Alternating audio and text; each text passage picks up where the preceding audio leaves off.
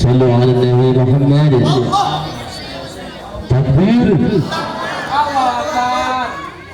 Bapak-bapak, ibu-ibu, hadirin wal hadirat yang dimuliakan Allah, sejenak kita akan mendengarkan ceramah agama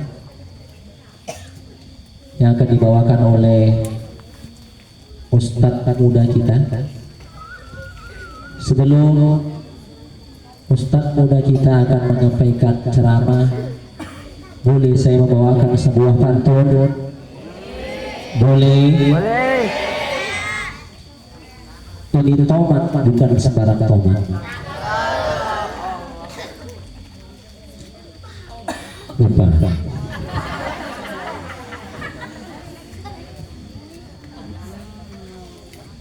Ini tomat bukan sembarang tomat. Cakep. Beli tomat sambil mendengarkan lagu. Cakep. Ini Ustadz bukan sembarang Ustadz. Ini Ustadz dari Pekanbaru. Ustadz Juan Lesmana. Hadir. Sallu ala Nabi Muhammad. Silakan dengan segala hormat. Sallu ala Nabi Muhammad.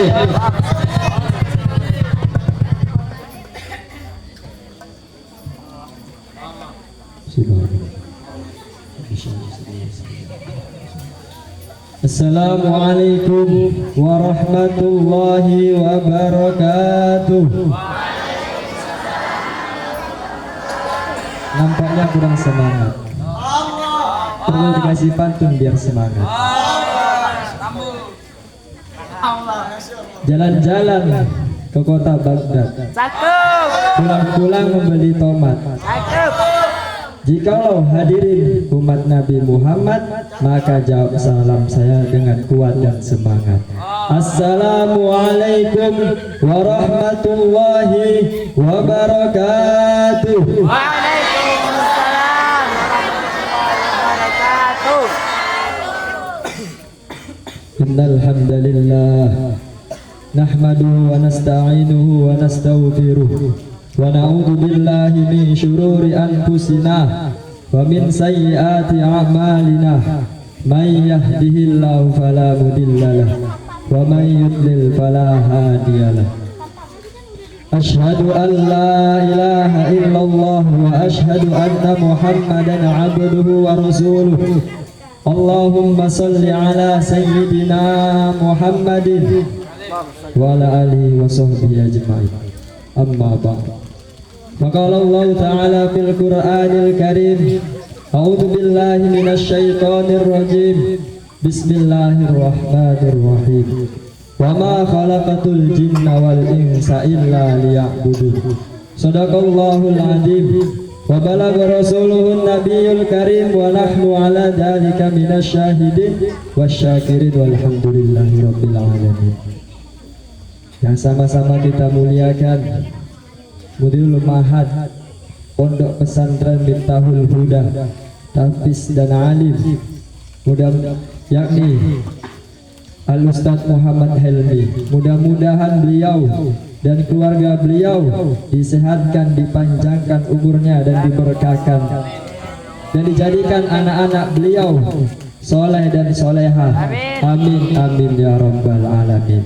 Dan yang kami muliakan hadirin wal hadirat, orang-orang tua kami, ibu-ibu, bapak-bapak yang dimuliakan Allah Subhanahu wa Ta'ala. Pertama dan yang paling utama, marilah kita panjatkan puji syukur atas kehadirat Allah Subhanahu wa Ta'ala, yang mana Allah Subhanahu wa Ta'ala masih sampai saat ini, detik ini, menit ini, jam ini, Allah Subhanahu wa Ta'ala masih memberikan begitu banyak nikmatnya. Makanya kita bisa dikumpulkan pada malam yang mulia ini, di tempat yang mulia, yaitu di pondok pesantren, dan di majelis yang mulia, majelis selawatan dan pengajian. Nampaknya majelis kita ini kecil di pandangan manusia. Masih banyak di luar sana majelis-majelis besar seperti konser, tetapi majelis ini di sisinya Allah Subhanahu wa Ta'ala besar di pandangannya Allah Subhanahu wa Ta'ala. Karena kenapa? Karena di dalamnya dibicarakan kebesaran Allah Subhanahu wa taala dan memuji baginda Rasulullah sallallahu alaihi wasallam.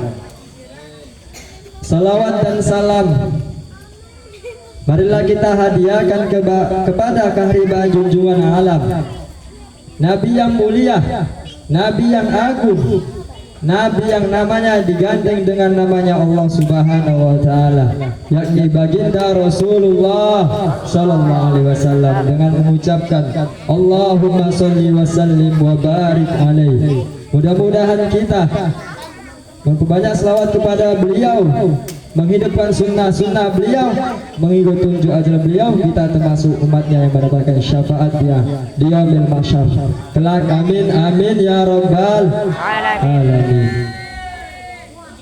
Hadirin wal hadirat, orang tua kami, ibu-ibu, bapak-bapak yang dirahmati Allah Subhanahu wa taala. Jadi salat itu menurut bahasa adalah doa. Doa artinya permintaan atau ad-du'a'u bi khair. Doa permintaan untuk kebaikan. Dan menurut istilah adalah syariat Islam, ucapan dan pergerakan yang khusus diawali dengan takbir dan diakhiri ditutup dengan salam. Di dalam kitab Hadis Arba'in Nawawiyah karangan Syekh Imam Nawawi, hadis ketiga yang berbunyi An Abi Abdurrahman Abdillah ibni Umar bin Al-Khattab radhiyallahu anhu qala sami'tu Rasulullah sallallahu alaihi wasallam yaqul buniyal Islamu ala khamsin syahadatu an la ilaha illallah wa anna Muhammadur Rasulullah wa iqamis shalah wa iqami zakati wa hajjil baiti wa shaum Ramadan. Rawahu Imam Bukhari wa Muslim. Yang artinya Islam dibangun atas 5 perkara. Yang pertama, bersaksi bahwa tidak Tuhan selain Allah dan Nabi Muhammad adalah utusannya Allah Subhanahu wa taala. Yang kedua, mendirikan sholat. Yang ketiga, menunaikan zakat. Yang keempat, naik haji ke Baitullah bagi yang mampu. Dan yang kelima, yang terakhir adalah puasa di bulan Ramadan. Hadis riwayat Imam Bukhari dan Imam Muslim. Kelima di dalam hadis ini sangat penting, makanya dijadikan sebagai asas-asas Islam, pondasi-pondasi Islam. Oleh sebab itu, dengan sebagai kedudukan kita sebagai orang Muslim, orang Islam, maka sebaiknya kita memperhatikan urusan sholat, mengingat bahwa masa yang terpenting setelah iman adalah sholat. Hadirin dimuliakan Allah Subhanahu wa taala. Masih banyak lagi hadis bahwa alim ulama telah menjadikan hadis ini sebagai dalil untuk menjelaskan bahwa masalah yang terpenting setelah iman adalah sholat. Hal ini diperkuat lagi oleh Rasulullah SAW dengan sabdanya, as-sholatu khairun mawdu'. Salat adalah sebaik-baik ketetapan amal bagi hambanya. Hadirin wal hadirat yang dimuliakan Allah Subhanahu wa taala. Di dalam kitab fikih Matan Gaya wa Taqrib dijelaskan karangan Syekh Suja Ahmad bin Husain bin Ahmad Asfahani. Dijelaskan di situ wa syaraitu wujubi sholati salasatu asya'a. Syarat diwajibkan sholat itu ada 3 perkara. Yang pertama itu al-islamu, Islam, orang muslim. Jadi orang kafir tidak diwajibkan sholat. Apabila orang kafir masuk ke dalam Islam, maka tidak wajib mengqadha, mengulangi di sholat yang ditinggalkan selama ia kafir. Tetapi apabila orang yang murtad berpaling dari agama Islam, kemudian dia masuk ke dalam agama Islam lagi, maka dia wajib mengqadha, mengulangi sholat-sholatnya yang ditinggalkan selama ia murtad. Yang kedua, wabulugu, balik, yaitu dewasa. Jadi anak-anak tidak diwajibkan sholat. Anak-anak tidak diwajibkan sholat, tetapi untuk proses pembiasaan anak tersebut, maka orang tuanya menyuruh anak tersebut jika umurnya sudah 7 tahun disuruh sholat, disuruh untuk sholat. Dan apabila ia meninggalkan sholat di umur 10 tahun, maka pukullah, dengan sabda Rasulullah SAW yang berbunyi, wadribuhum 'alaiha wa hum abna'u sab'i sinin, muru auladakum bis sholati wa hum sab'i sinin, wadribuhum 'alaiha wa hum abna'u ashr, wa farrihu fil madaji'i. Yang artinya kurang lebih, perintahkanlah anak-anakmu untuk mengerjakan sholat di umur 7 tahun, dan pukullah mereka jikalau ia meninggalkan sholat di umur 10 tahun.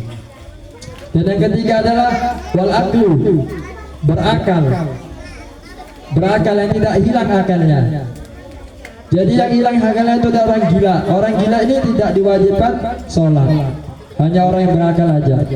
Jadi apabila orang gila ini tidak sholat, maka dia tidak berdosa karena tidak memenuhi syarat-syarat tersebut. Maka daripada itu, marilah kita, saya dan kita semua, kita jaga sholat kita, terutama anak-anak muda, pemudi. Ketika kita healing jalan-jalan, kita berada di kendaraan, di atas kendaraan kita mendengar azan, maka singgahlah kita ke masjid menunaikan sholat. Yang lagi main game login Mobile Legends, ya, mendengar panggilan Allah Subhanahu wa Ta'ala, maka kita memenuhi panggilan Allah Subhanahu wa Ta'ala, yang mana di dalam hadis kitab Fadilah Amal karangan Maulana Muhammad Zakaria Al-Kandalawi rahmatullah alaihi, di situ dijelaskan hadisnya yang kurang lebih mafhum hadisnya tersebut.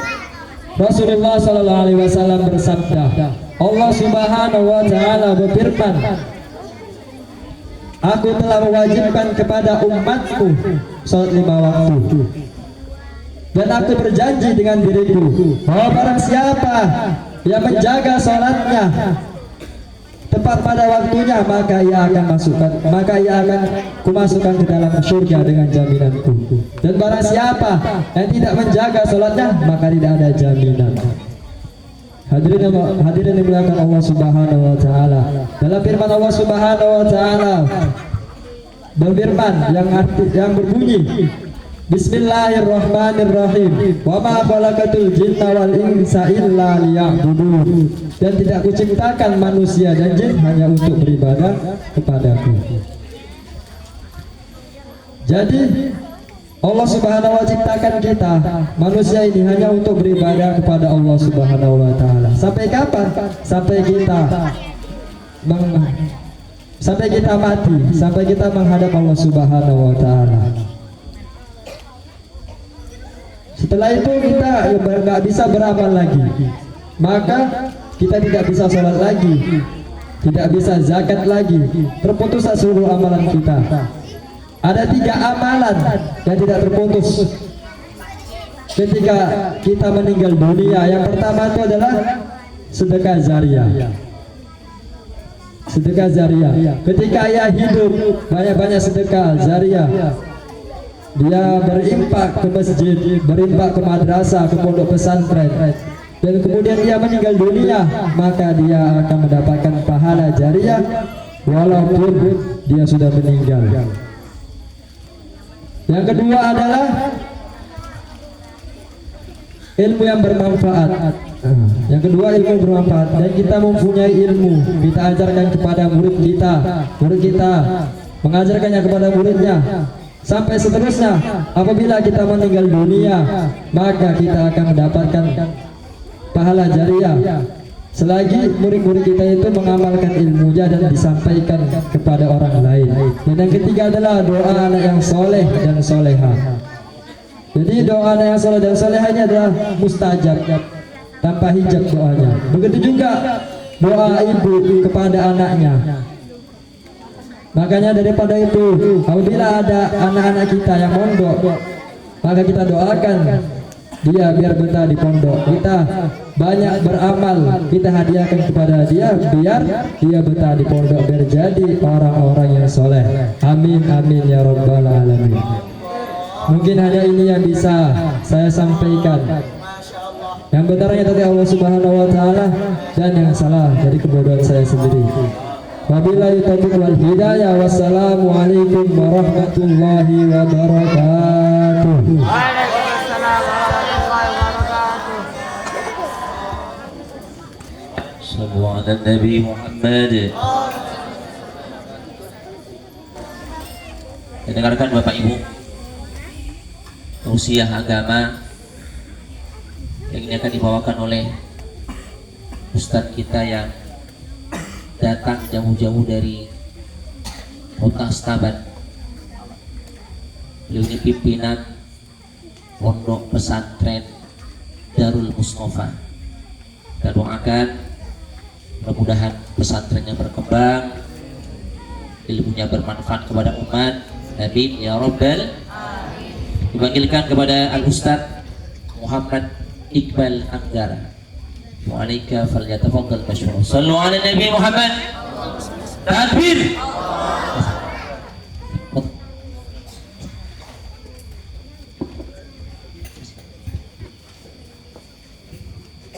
Bismillahirrahmanirrahim. Assalamualaikum warahmatullahi wabarakatuh. Kurang semangat ibu-ibu. Sekali lagi. Assalamualaikum warahmatullahi wabarakatuh.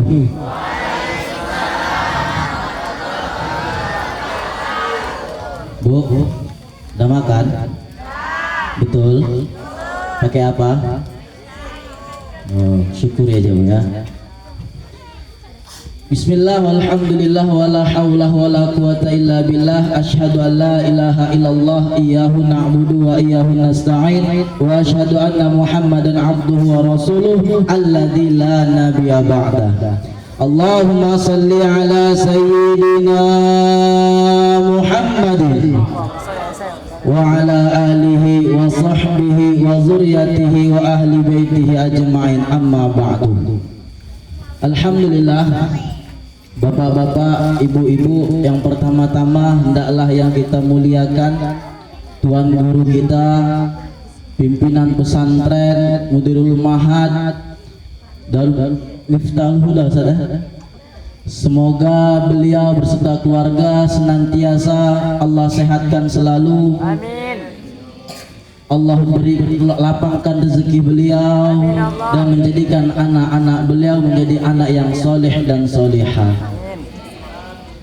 Saya begitu Pak, kalau saya lagi buat acara ceramah untuk memuliakan guru, saya nggak berani bilang bahwasanya semoga Allah ampunkan dosa-dosa guru kita. Saya nggak berani. Kenapa? Karena saya sudah yakin ketika saya berguru dengan guru saya dosa-dosanya telah Allah maafkan. Kenapa? Ketika seorang Intil Subhani, ketika ada orang murid berani ngomong semoga Allah ampunkan dosa guru kita, berarti murid tadi masih nggak yakin dosa gurunya diampunkan. Padahal jelas hadisnya dikatakan bahwasanya bagi orang alim yang faqih dalam ilmunya, maka seluruh binatang-binatang yang di lautan, seluruh binatang-binatang yang di daratan, begitu juga tumbuhan, semua beristighfar mohonkan ampun untuk orang alim. Alhamdulillah kita punya guru orang alim. Kemudian Bapak Ibu Subhanahu wa taala, karena berhubung tadi dua-duanya ustadz kita memulai dengan kalimat pantun, maka juga saya bawa dengan pantun juga. Berhubung saya dari Binjai itu kan dijuluki kota rambutan, maka saya pakai pantun pakai buah rambutan. Karena kayak saya cuma sebentar saja, maka kita anggap saya ini adalah kata sambutan.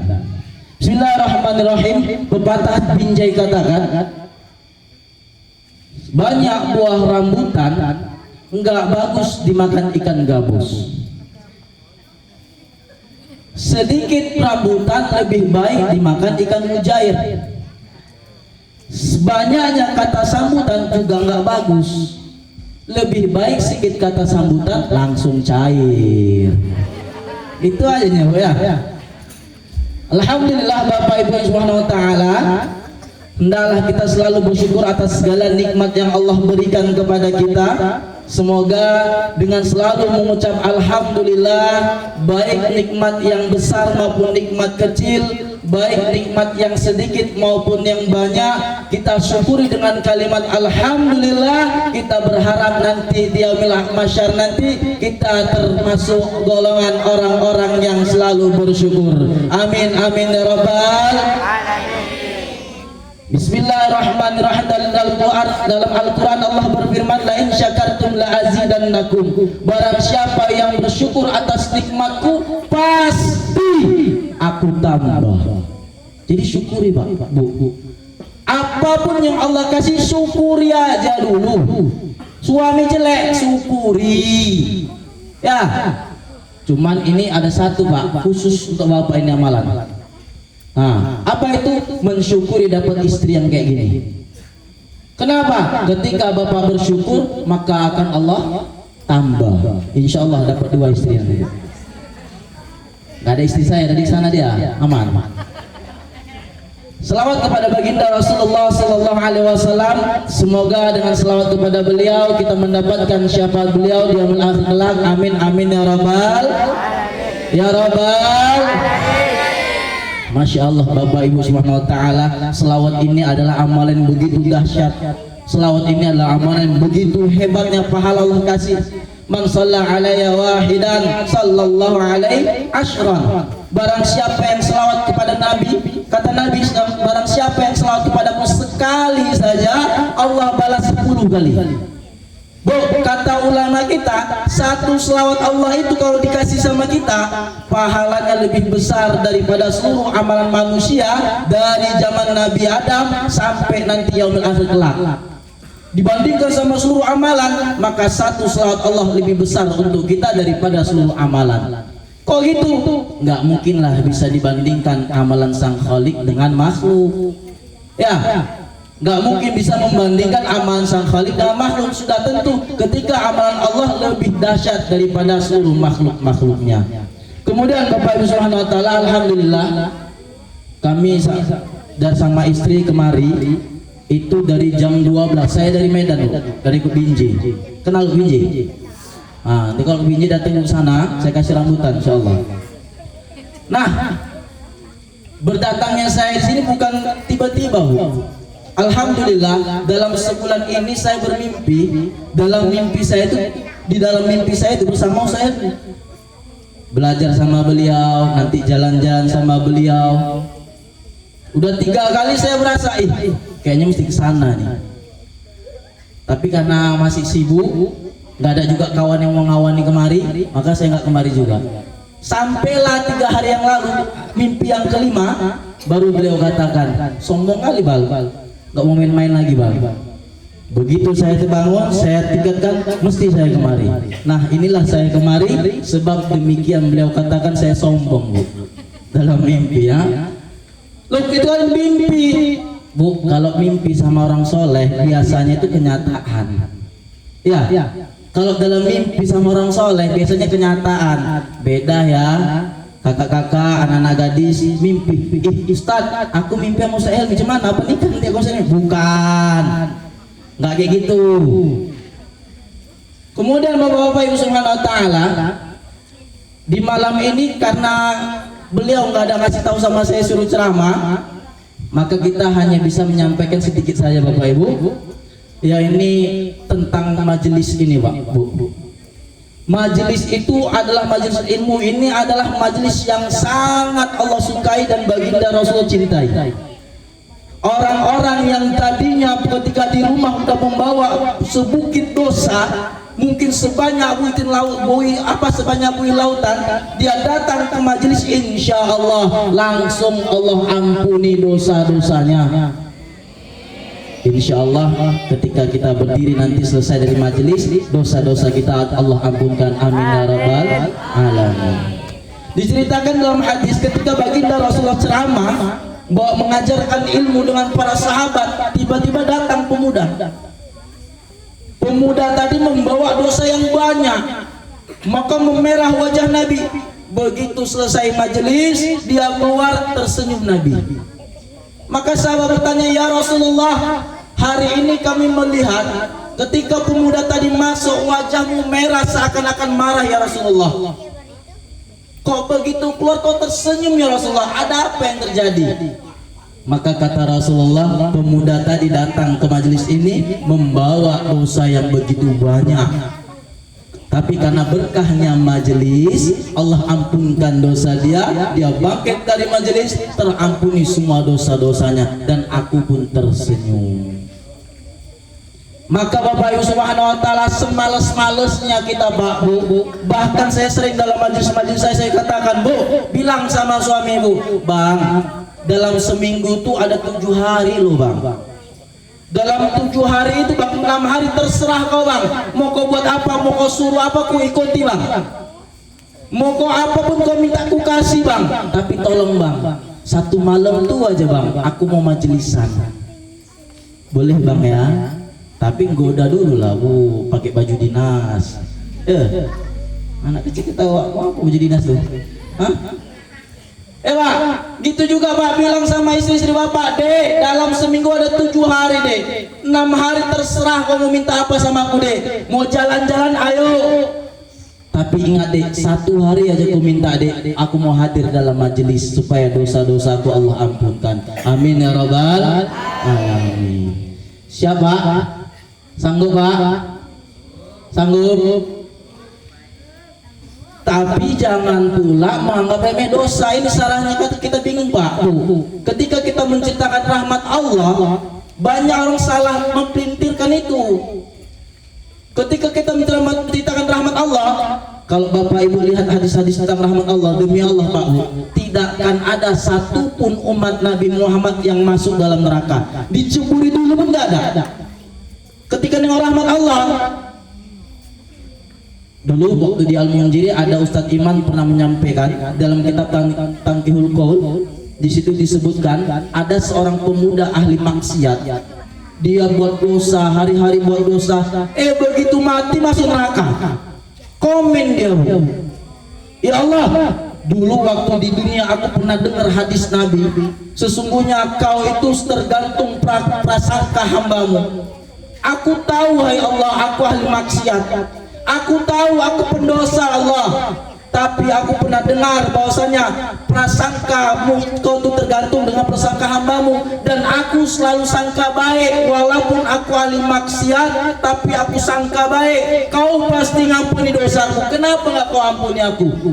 Kesbuk Jibril masukkan dia dalam surga. Itu rahmat Allah. Maksudnya cipta kena rahmat Allah tuh Pak Bu, jangan digelincirkan. Oh kalau kayak gitu udahlah, sawit orang kemaling aja lah. Bu, Lah kalau gitu ceritanya adalah ku gosip aja suamiku, ku maki-maki aja, nggak ada masalah. Nanti ada majelis makna diampuni dosa.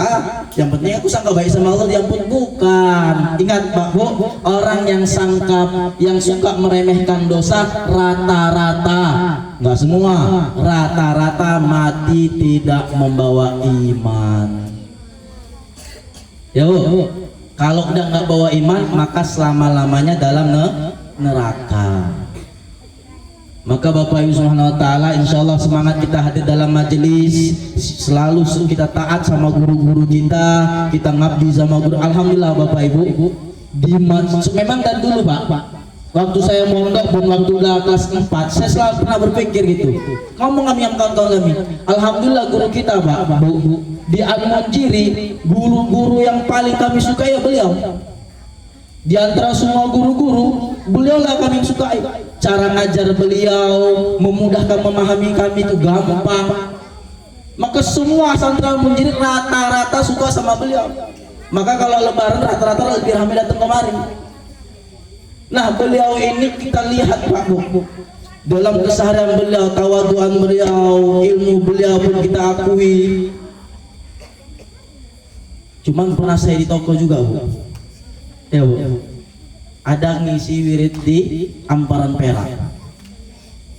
Saya suruh gantiin beliau, Bal, kau bisa ngisi gantikan ini? Bisa Ustaz? Ngaji fikih sama tauhid. Terkejut saya, tauhid bah. Apa mungkin saya ngisi tauhid nih? Kayaknya nggak mungkin ini. Tapi kata Ustaz kayak gitu, dah. Udah guru yang ngomong, lanjutkan. Sampailah di masjid sana, Pak Ibu wirid. Saya tanya, Bu, dulu cemana Bu masalah pengajian Ustaz Ilmi? Oh dulu saya kami suruh tauhid nggak mau. Beliau katanya ahli fikih, dia beliau mau ngajar fikih aja, nggak mau tauhid, malas. Langsung bilang hati, ya Allah, beliau aja nggak mau ngajar, apalagi saya.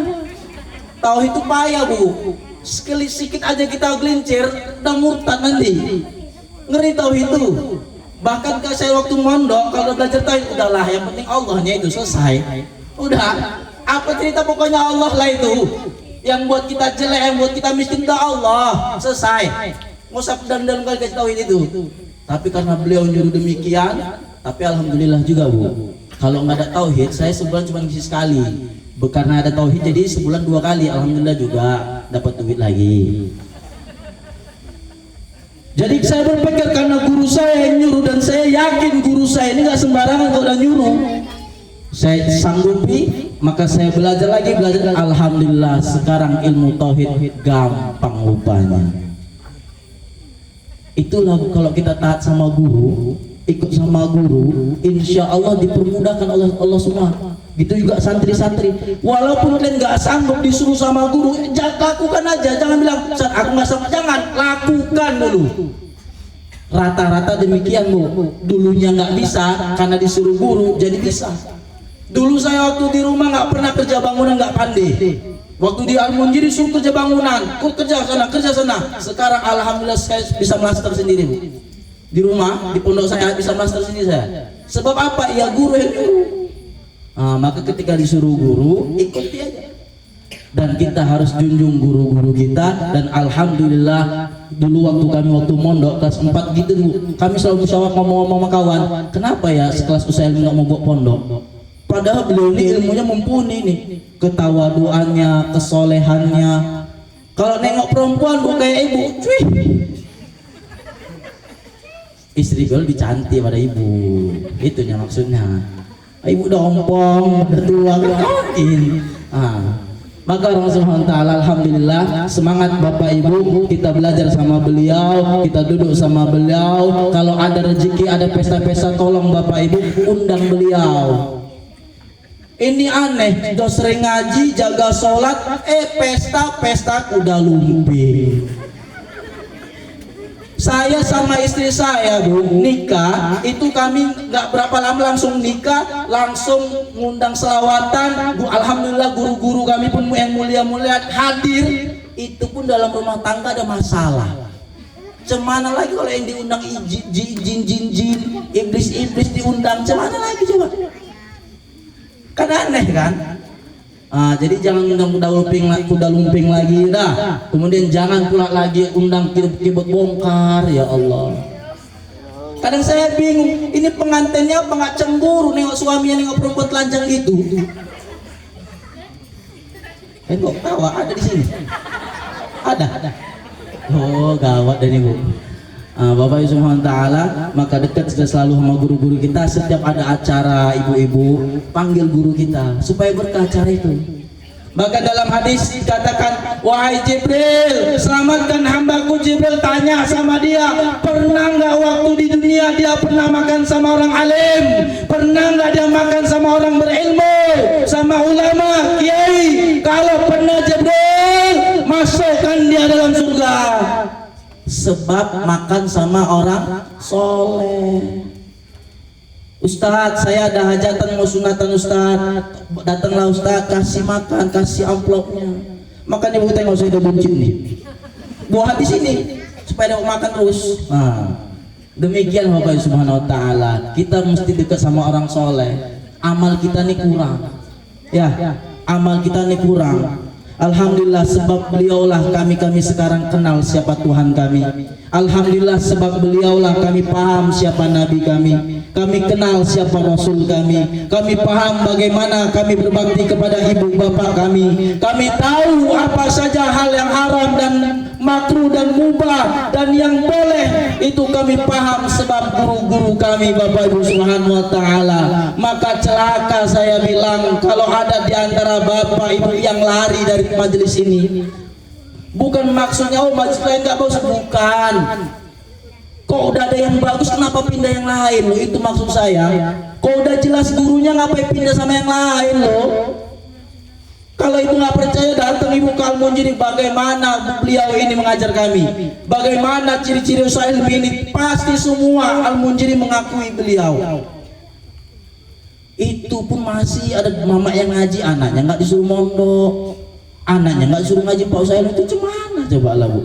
Ya, insyaallah Bu ya, ajikan anak-anak kita mondok di sini terus berkawan sama orang-orang soleh, sama santri-santri, ada rezeki bisa kasih sedekah ke pondok, bantu. Mohon maaf Bapak Ibu Subhanahu wa taala, jelas hadis yang sering kita dengar, seorang pelacur yang hari-harinya buat maksiat, begitu mau meninggal kasih minum anjing surga. Sahih hadisnya.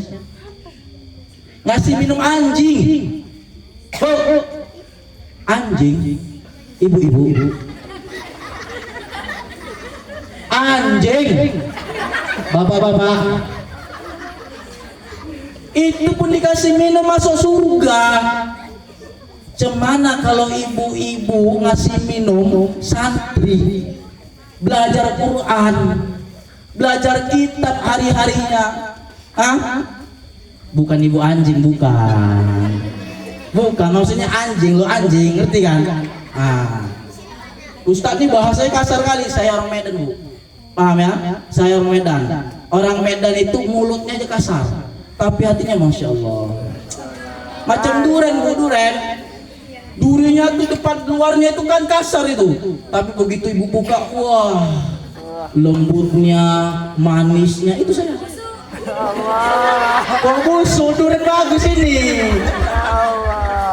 Maka mertua saya beruntung ada sama saya. Udahlah ganteng, pinter, baik budi. Ya Allah, ada nih ibu? Ada? Canda, marah nanti om rumah. Alhamdulillah demikian yang dapat saya sampaikan. Maka saya mengajak kepada Bapak Ibu Subhanahu wa taala, terus kita istiqomah dalam majelis supaya apa? Allah ampunkan semua dosa-dosa kita. Niat. Kok kenapa di majelis?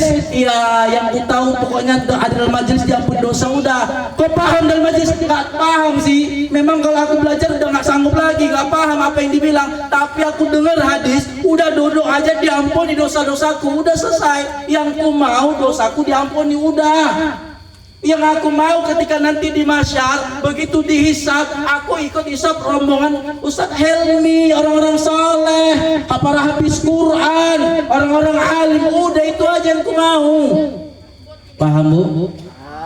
Paham? Walaupun paham nggak paham, tetap duduk. Yang penting ngaji. Paham orang paham, yang penting ngaji. Wallahu a'lam bishawab. Demikian dapat saya sampaikan, lebih kurang saya mohon maaf. Assalamualaikum warahmatullahi wabarakatuh. Mau lanjut lagi Bu? Mau? Keren, capek.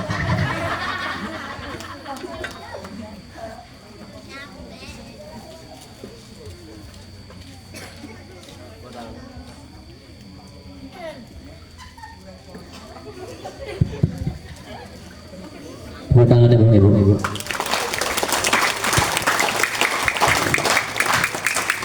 Kami sediakan kertas pemenang-pemenangnya.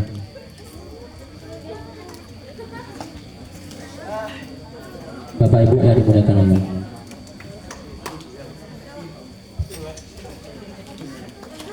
Saya sering sampaikan begini. Karena ntar aja sampai. Karena ada pembahagian hadiah ini. Dan santri-santri di 17 Agustus ada pertandingan. Insya Allah pembagian hadiahnya.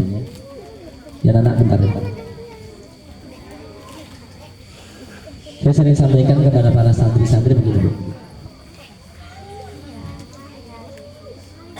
Masa depan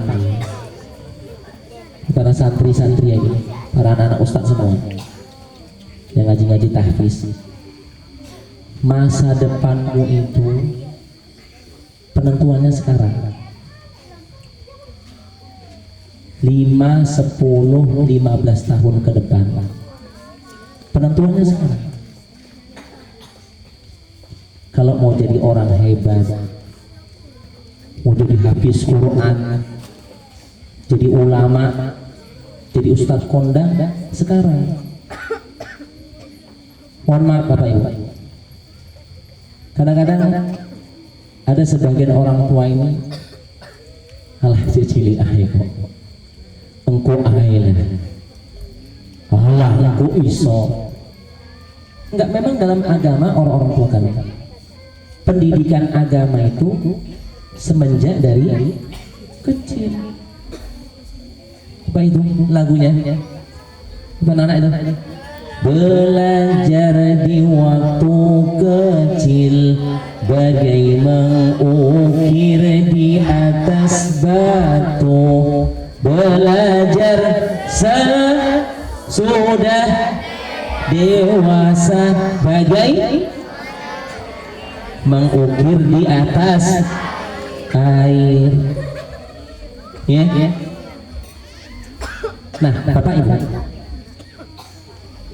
anak itu harta yang paling berharga. Kalau duit, uang, nah, sebentar lama-lama habis. Tapi anak yang solihin, solihan, inilah harta kita yang berharga di hadapan Allah. Ini yang kekal dan abadi di hadapan Allah Subhanahu wa Ta'ala.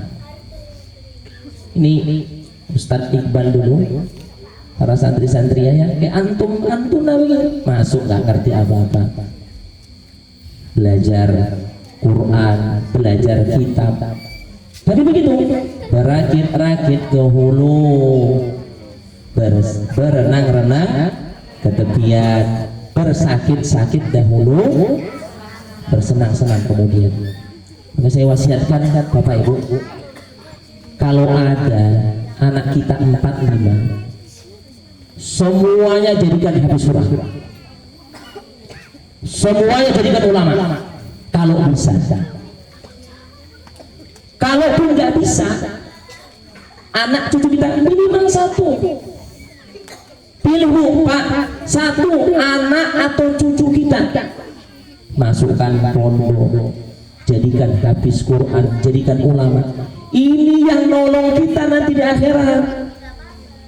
Mohon maaf, kadang-kadang orang bangga anak kerjanya seperti ini, gajinya besar, jabatannya tinggi, waktu wafat datang pun enggak. Suruh rumah kerjanya sana, sama tugasnya datang pun enggak. Kalaupun datang, enggak ikut nyolatkan hari ini. Kan saya sampaikan berulang kali, kalau orang wafat, Ustaz tolonglah sholatkanlah ayahku. Udah kamu yang nyolatkan, saya yang doa. Ustaz aja. Udah dalam kitab fikih, walaupun ada ustaz, ada orang alim, tapi anaknya lebih berhak menyolatkan jenazah orang tuanya. Anda, kamu yang nyolatkan, nanti saya doa. Apa jawabannya? Ustaz, aku nggak bisa nyolatkannya. Sedihnya kita buat.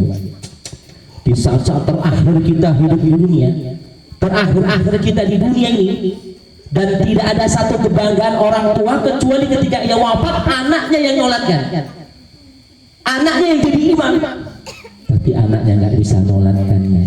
Ini PR kita orang tua kami. Bapak Ibu, nggak ada kata terlambat. Wah, aku ini anak cucu nggak ada Pak Ustaz. Saya ingat pesan Ki Haji Ubay bin Ahrom, pimpinan Pondok Pesantren Al-Fatah Temburu. Kata beliau gitu, bapak-bapak, ibu-ibu, jadikan anak bapak ibu orang soleh, habis Quran, ulama. Kalau nggak bisa, cucu Nggak ada juga, nggak bisa. Bu, Pak, cari satu orang Pak Bu, yang dia orang nggak mampu, tapi dia punya minat agama yang besar, biayai dia, bantu dia. Kita anak ada, cucu udah habis, coba cari satu orang biayai Bu, bantu. Ini ada berapa orang santri-santri kita yang kurang mampu, ada yang anak yatim, bantu mereka.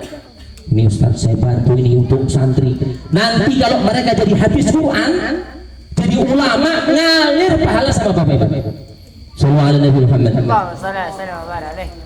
Sama kayak saya sampaikan, ini semalam baru kita bangun pendopo itu Bu ya, walaupun sederhana, dari hasil infak saudara-saudara kita. Itu tiap hari anak-anak ngaji di sini. Itu yang nyumbang tiap hari setoran pahala di hadapan Allah Subhanahu wa taala. Dulu yang nyumbang musholanya tiap hari sholat. Ini kami sholat di sini berjemaah, belajar pagi, siang, sore, ngalir pahala di hadapan Allah Subhanahu wa taala. Insyaallah ini kalau ada rezeki mau kita kerami, nanti kita bangun asrama untuk putra putri. Saya nggak bisa buat apa-apa. Saya banyak berusaha. Saya niat untuk khidmat untuk agama. Ini banyak anak-anak kita nggak mampu. Kayak banyak orang menyampaikan masuk pondok mahal. Saya buat masuk pondok 1 bulan 400.000 hadirin. 400.000 sebulan makan 3 kali. Kok di logika nggak cukup, dikali-kali nggak cukup. Tapi saya yakin ini tansurullah yansurkum. Kalau kita bantu agama Allah, pasti akan dibantu oleh Allah Subhanahu wa taala. Allah itu Bapak Ibu paling senang dengan orang yang khidmat untuk agama. Orang yang khidmat untuk agama. Kalau orang ibadah dapat surga, tapi orang khidmat untuk agama dapat pemilik surganya Allah Subhanahu wa taala. Jadi mudah-mudahan semua amal kita diterima di hadapan Allah Subhanahu wa taala. Siap-siap bantuan ibu, bapak ibu dari doa, dari bentuk harta, tenaga, pikiran, mudah-mudahan diterima oleh Allah Subhanahu wa taala. Dibalas dengan balasan yang sebaik-baiknya. Amin ya rabbal alamin. Nanti kita siap doa, jangan bubar dulu orang-orang tua kami. Nanti ada pembagian hadiah. Nah, ini hadiah ini ada dari wali-wali santri. Saya umumkan di grup ada berapa orang yang nyumbang. Ada orang tua saya, ada mertua saya, ada saya. Jadi nggak sambil dari uang infak, enggak ada tuh hadiah ini untuk uang infak, enggak. Dan dari soal infak dari wali-wali santri, dari orang tua saya, dari saya, ya ala kadarnya lah, untuk menunjukkan hubul waton minal iman. Cinta tanah air itu termasuk daripada iman. Kami buat upacara orang-orang di sini, di TikTok ada, di YouTube ada. Tapi bukan upacara, jangan pakai jubah, pakai serban, cadar, anti Pancasila. Kadang-kadang ada orang begitu, teroris Islam, garis keras. Enggak, kami upacara bendera. Iya, kami buat pertandingan. Ini menunjukkan hubbul waton minal iman. Cinta tanah air itu sebahagian daripada iman. Mudah-mudahan dikabul oleh Allah Subhanahu wa taala. Amin ya rabbal alamin. Terima kasih kepada Ustaz kalau sudah jauh-jauh kemari naik kereta, bawa istri, bawa anak dan Bu. Ya mohon maaf kalau ada perkataan-perkataan yang kurang berkenan. Memang orang Medan kan gitu kan. Buka kulit nampak isi. Wah. Orang Medan yang begitu, buka kulit nampak isi. Kadang-kadang kita enggak. Sini, kini. Ada tukang parkir lembut, sini, mundur, kepijak ban, maju udah habis kakinya. Kalau kawannya bau keringatnya, iki eneng sabun lho. Nah, gue kuwi mandi. Nah, ki sabune wangi. Kalau kita orang Jawa begitu, halus, ngomong langsung kita nggak berani. Sopan santunnya tinggi, ki mandi, ki sabune wangi ki. Kowe tak mandi wangi kowe. Kalau Medan, kau bau wangi kau. Kau mandi kau. Nah, gitu. Jadi orang Medan begitu. Jadi mudah-mudahan tidak ada masalah apa-apa. Nah, kita berkumpul di dunia, insya Allah berkumpul di akhirat. Amin ya rabbal. أعوذ بالله من الشيطان الرجيم بسم الله الرحمن الرحيم ولقد أشرته لنعطي من أوصافه تهيي القلوب تهيج الأشجار والله قد أثنى عليه فما يساوي القول منا أو يكون ثنانا لكن حبا في السرائر قد دعا لمديه صفوة ربنا وحدانا إذ التزمنا بالمودة ها هنا نرفع أيدي فخرنا ورجانا للواحد الأحد العلي إلهنا متوسلين بمن إليه دعانا مختاره وهبه وصفيه زين الوجود به الإله حبانا يا ربنا يا ربنا يا ربنا بالمصطفى أقبلنا أجب دعوانا أنت لنا يا ذخرنا في هذه الدنيا وفي أخرانا أصلح لنا الأحوال واغفر ذنبنا ولا تؤاخذ ربي إن أخطانا واسلك بنا في نهج طه المصطفى ثبت على قدم الحبيب خطانا أرنا بفضل منك طلعة أحمد في بهجة عين الرضا ترعانا واربط به في كل حال حبلنا وحبا من ود ومن والانا والمحسنين ومن أجاب ندانا وذوي الحقوق وطالب الأوصانا والحاضرين وسعيا في جمعنا ها نحن بين يديك أنت ترانا ودرجوناك فحق سؤلنا واسمع بفضلك يا سميع دعانا وانصر بنا سنة طه في بقاع الأرض واقمع كل من عادانا وانظر إلينا واسقنا كأس الهنا واشفي وعافي عاجلا مرضانا واقضي لنا الحاجة واحسن ختمنا عند الممات واصلحا عقبانا يا رب واجمعنا واهبابا لنا في دارك الفردوس يا رجوانا يا رب واجمعنا واهبابا لنا في دارك الفردوس يا رجوانا يا رب واجمعنا واهبابا لنا في دارك الفردوس يا رجوانا بالمصطفى صل عليه وآله مهر قدره الصبا صلاة سبحان ربك رب العزة عما يصفون وسلام على المرسلين والحمد لله رب العالمين الصلاة والسلام عليك يا سيد المرسلين الصلاة والسلام عليك يا خاتم النبيين الصلاة والسلام عليك يا من أرسله الله رحمة للعالمين ورضي الله تعالى عن أصحاب رسول الله أجمعين.